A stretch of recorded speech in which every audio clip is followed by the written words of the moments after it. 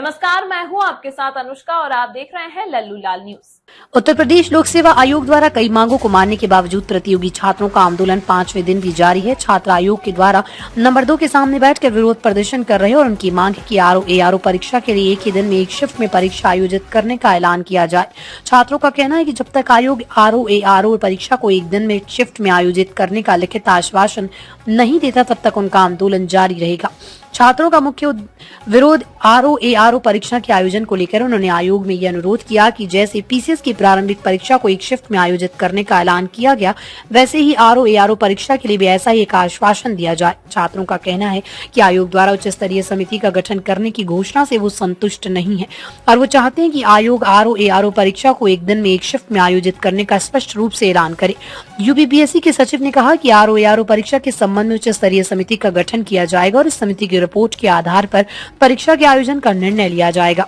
UPPSC द्वारा आयोजित RO परीक्षा में 10,76,004 उम्मीदवारों का पंजीकरण हुआ, जो पीसीएस परीक्षा से कहीं अधिक है। परीक्षा केंद्रों के मामले में भी समस्याएं सामने आई। सरकारी आदेश के अनुसार परीक्षा केंद्रों का चयन केवल उन केंद्रों से किया जाना चाहिए जो निजी या निम्न स्तर के न हो। इसके लिए आयोग ने केंद्रों के चयन के लिए 20 किलोमीटर के दायरे में कॉलेज, विश्वविद्यालय, चिकित्सा कॉलेज और इंजीनियरिंग कॉलेज का चयन करने का प्रयास किया, लेकिन पर्याप्त केंद्र नहीं मिल पाए। इसके कारण परीक्षा एक से अधिक दिन में आयोजित करने का निर्णय लिया गया और इसके साथ ही नॉर्मलाइजेशन प्रक्रिया को लागू किया गया, जिसे सुप्रीम कोर्ट ने जनवरी 7, 2024 को एक फैसले में सही ठहराया।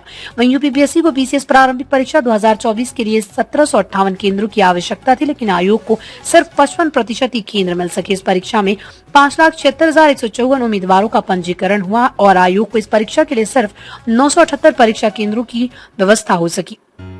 छात्रों का आंदोलन इस बात को लेकर है कि आयोग द्वारा आरओ परीक्षा के आयोजन को लेकर ठोस निर्णय लिया जाए।